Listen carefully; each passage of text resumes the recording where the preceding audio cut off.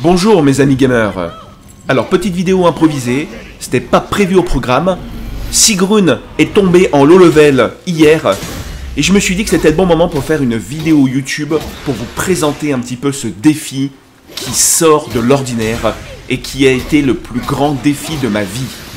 Vous savez, sur God of War, j'ai tout vu. J'ai tous les trophées platine. J'ai fait les jeux dans les difficultés maximales à chaque fois. Et j'ai une collection démentielle. J'en voulais plus. Je voulais en fait un défi à la hauteur de mes attentes. Et quoi de plus beau que de refaire le jeu peut-être considéré par la communauté comme le plus grand God of War de l'histoire, le God of War 2018, en le refaisant en difficulté God of War, mais cette fois-ci au level 1. Et je me suis dit, mon Francky, te mets pas la rate au courbouillon. Tu vas là où tu peux aller. Et si ça bloque, tu montes un petit peu en stuff. Car oui, les copains, la difficulté, c'est une chose. Mais l'équipement, eh ben, ça fait le moine. C'est-à-dire que Kratos, si tu l'équipes, il est fort. Si tu restes au level 1, il est faible. Cette vidéo, elle est consacrée sur Sigrun. Mais je voulais juste faire une petite introduction pour vous rendre compte de la chose, car c'est vraiment de la folie. J'ai passé parfois 4 heures de ma vie sur des packs de mobs. Le trash mob étant le cancer de ce genre de défi. On est d'accord. Le 100% est presque là. Il me reste quelques corbeaux à aller chercher, quelques failles. Mais autant vous dire que le plus dur a été fait. Les Valkyries sont tombées et les défis de Muffelen ont été faits. Mes amis, place à la vidéo et j'espère que ça va beaucoup vous plaire.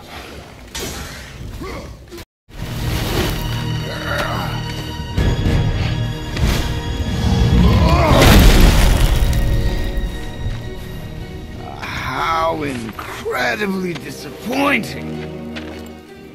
Come on then.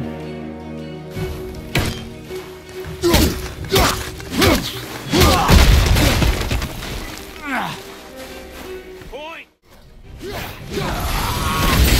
Point then.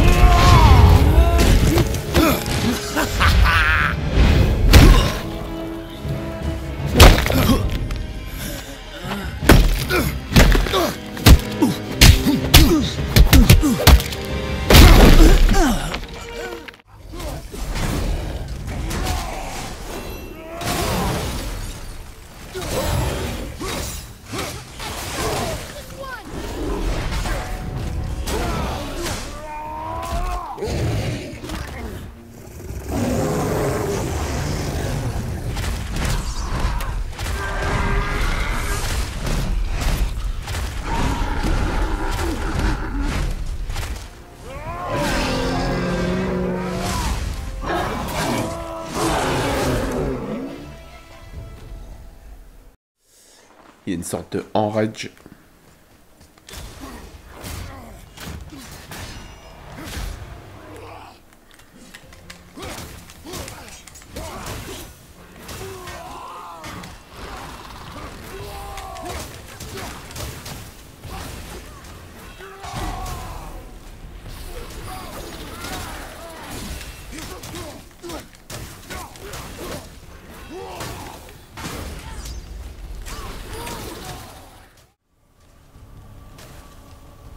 Oh putain!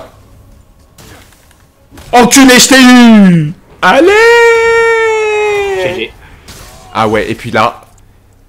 Oh putain de merde! Ouais, c'est ça, cause toujours, tu m'intéresses. C'est clair, c'est un petit peu ça. Donc alors... Hop. Hop, on va montrer déjà, bim. Donc on a dit... paramètres... Jouabilité God of War, ok. Et derrière, armure. Donc voilà, je suis à 26 de force, 3 runes, 11 défense, 6 vitalité, 0 chance de récupération. Hop, level 1, j'ai vraiment les équipements de base. Donc je suis tout level 1. Il m'aura fallu ouais, 70 essais à peu près.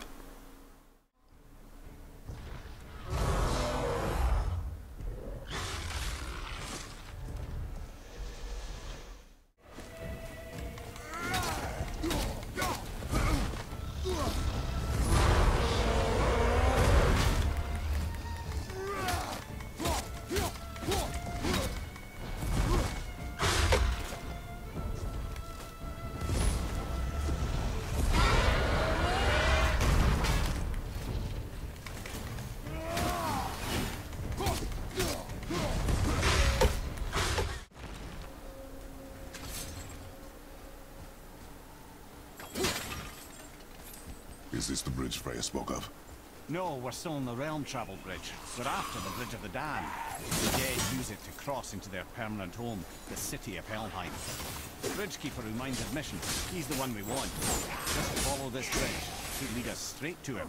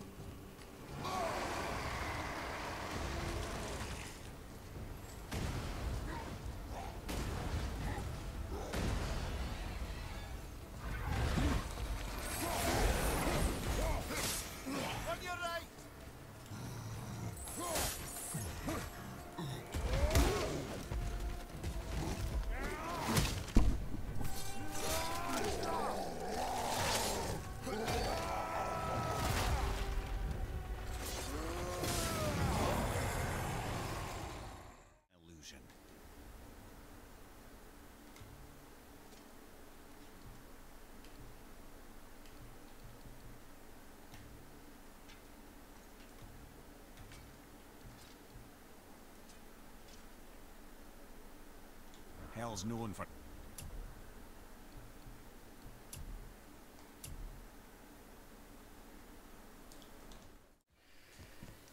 Prepare yourself.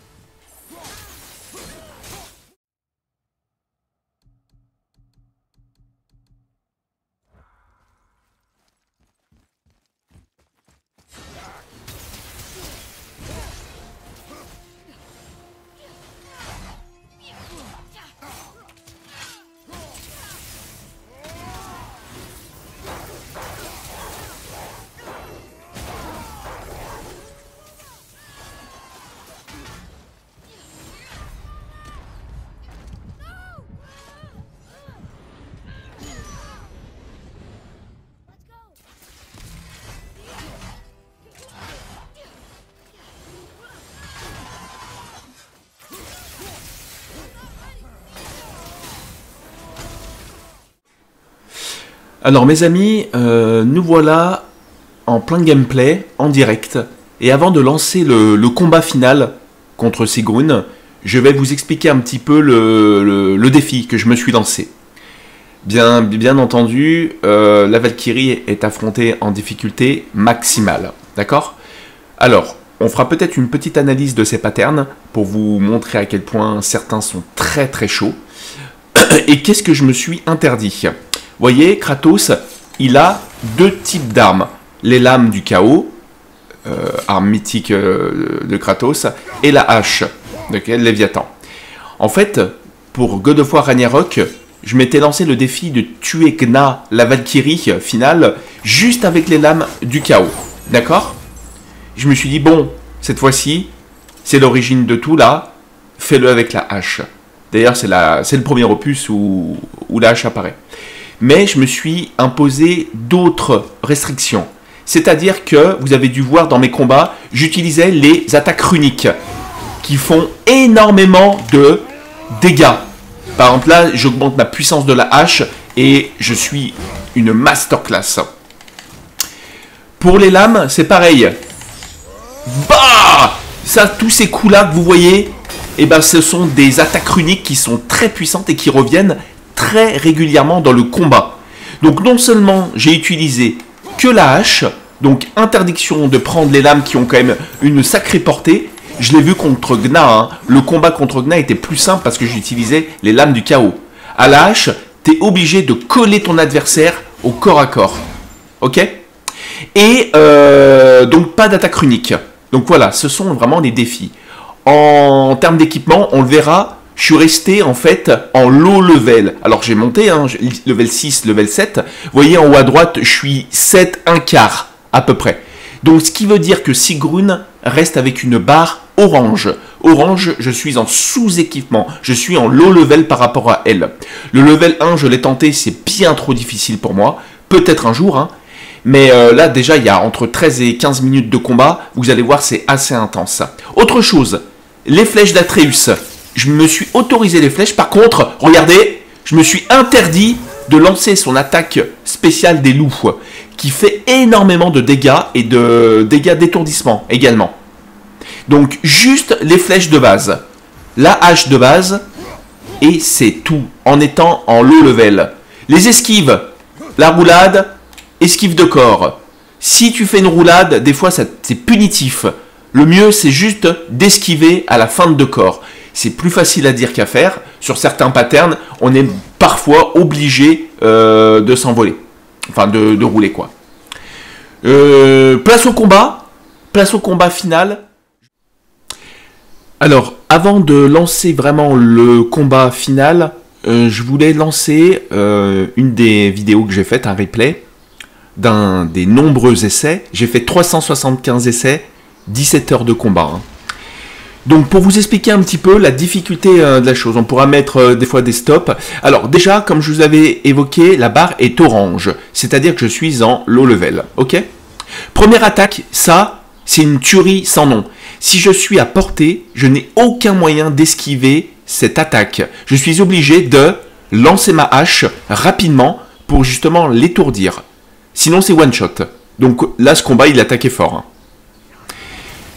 Donc, globalement, 3-4 coups de hache et je me replace. Le but, là, donc, c'est une attaque qui pourrait me tuer. Et là, vous voyez, cette attaque où elle ouvre ses ailes.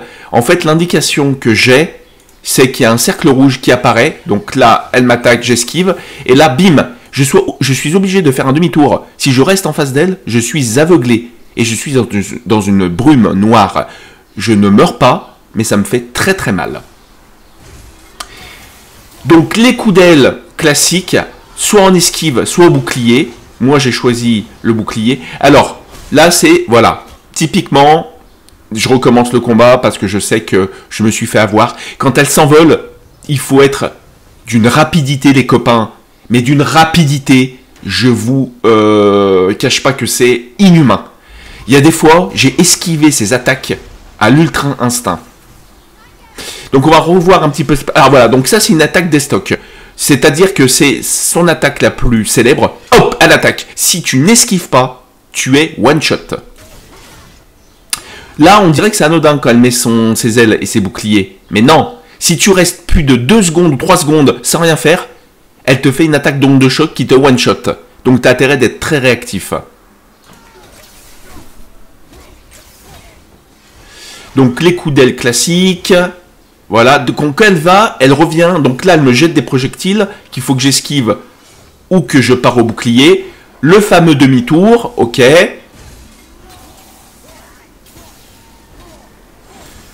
Donc, globalement, donc ça, si je mets une esquive, je suis mort. Là, c'est pareil. Quand elle me fonce dessus, pour que vous compreniez bien ces deux attaques-là. Là, ça, c'est des traits lumineux. Si j'esquive, je suis mort. Je dois mettre le bouclier. Sauf que ça ressemble beaucoup à une attaque que vous avez vue où elle lance une hache. Donc, tu as quelques fractions de secondes pour te rendre compte de l'attaque. Là, c'est une attaque que tu peux parer. Mais il faut parer sur un timing parfait, les amis. C'est-à-dire d'appuyer ni trop tôt, ni trop tard. C'est ce qu'on appelle la parade dans le jeu vidéo. La parade parfaite. Je suis assez expert de ce genre d'attributs. Voilà. En général, je me fais très peu avoir par ce genre d'attaque. Donc là, elle me lance des projectiles. Alors ça, voilà, ça c'est assez facile. C'est des projectiles que tu pares. Attention, néanmoins, un projectile non parable. Ça, c'est pareil. Donc, elle te fonce dessus et elle te fait une attaque que tu peux justement contrer à la demi-seconde près. Donc, il faut vraiment être réactif. Des attaques d'aile, classiques. Pareil, réactif, j'attaque. On est sur le qui-vive. J'aimerais bien vous montrer quand elle s'envole. Donc là, ça, c'était un peu le répit pour moi. Quand elle fait ces trois attaques comme ça, c'est là où dans le combat, tu sais que tu peux souffler parce que c'est pas si dangereux que ça. Et c'est très facilement esquivable. Ah, voilà. Donc là, deux phases. Hop, voilà, c'est parfait. Alors, que je vous explique. Donc là, en plus, je m'étais planté, j'avais mis ma rage. Il faut savoir que je ne l'ai pas évoqué. Hein. La rage dans le combat, je ne l'ai pas utilisée. Juste à la fin du combat, vous verrez contre Sigrun, juste pour dire que je suis un putain de Spartiate et je vais défoncer la gueule avec ma rage Spartiate. Donc là, j'utilise ma rage, je me trompe. Bon, ça, peu importe. Mais c'était pour revenir sur, pour moi, ce qui m'a le plus niqué dans mon... voilà. Là, quand elle s'envole, en fait, elle laisse du feu à terre. L'esquive est en deux temps. Je ne dois pas faire ma roulade tout de suite. Je dois attendre un peu. Voilà. C'est difficile à voir, mais je dois rouler, marcher, rouler. Là, par contre, quand elle ne laisse pas de feu, je dois rouler tout de suite. Sinon, hop, elle m'attaque. Et pour sa troisième, tout de suite, elle m'a attaqué. Mais ça, c'est aléatoire. Elle peut faire 3 fois les flammes, donc 3 fois le timing différent. Elle peut faire flamme, sans flamme, flamme, comme elle peut faire 300 flammes. Vous comprenez? Donc c'est vraiment très compliqué à esquiver. Donc là, en plus, je m'étais dit dans ma tête, bon, j'ai utilisé la rage, il faut que j'arrête l'essai, mais j'ai continué. J'ai continué le combat. Là, ah oui, alors ça, qu'est-ce que je me suis fait niquer sur ces attaques-là. Elle recule et elle revient. Et souvent, j'esquive. Si tu esquives, tu peux l'esquiver. Mais là, il faut être un demi-dieu. Vous le verrez dans mon combat contre Sigrun, je fais des fois des esquives. Le plus dur, c'est vraiment cette attaque-là, quand elle recule et qu'elle revient vers toi. Si elle te fait pas un coup d'estoc, parce que le coup d'estoc rouge, que je vous avais dit qui me one-shot, si je mets le bouclier, je suis mort. Donc là, j'ai une chance sur deux de me dire qu'est-ce qu'elle va faire. Le bouclier ou l'attaque tournoyante. Vous voyez comme c'est compliqué. Et je dois réagir très rapidement.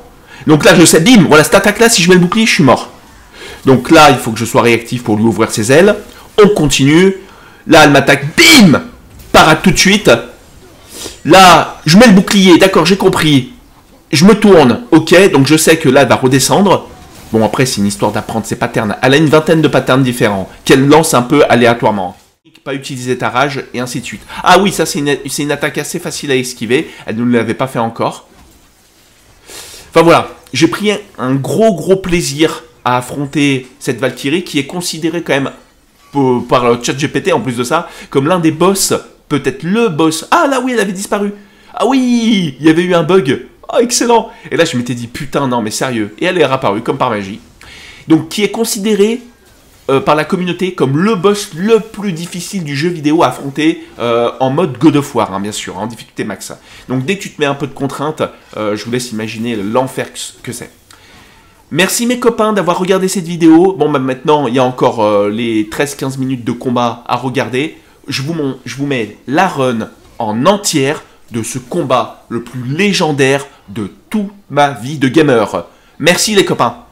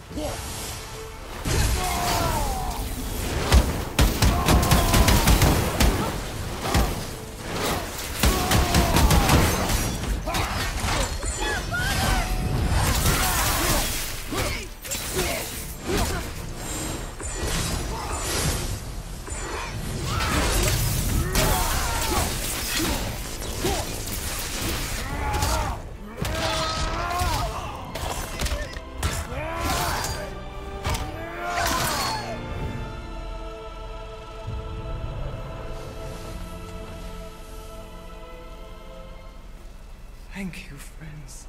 You have saved the Valkyries. Sigrun, how did this happen? Mimir, is that you? You have been freed, but... Freedom comes at a price, milady. You speak truly. Countless winters we serve the All-Father. But only through his union to the Queen did we ever taste some measure of freedom. But aren't you the queen? There has only been one Queen of the Valkyries, the goddess Freya. When Odin severed her wings, I served in her absence, but it wasn't enough for the All-Father. He used an archaic piece of magic, corrupting my sisters. I tried to contain the damage by imprisoning them in places where they could cause no harm, but soon I lost myself as well. Sigrun, I'm sorry for being so worthless. I could have done something, or tried at the very least. What will you do now? I must reunite with my sisters. Together we can restore balance to the realms. You have the eternal blessings of the Valkyries.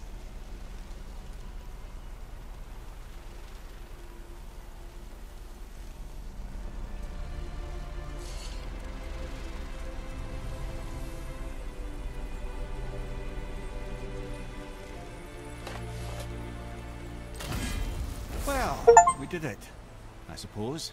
You don't sound very happy about it.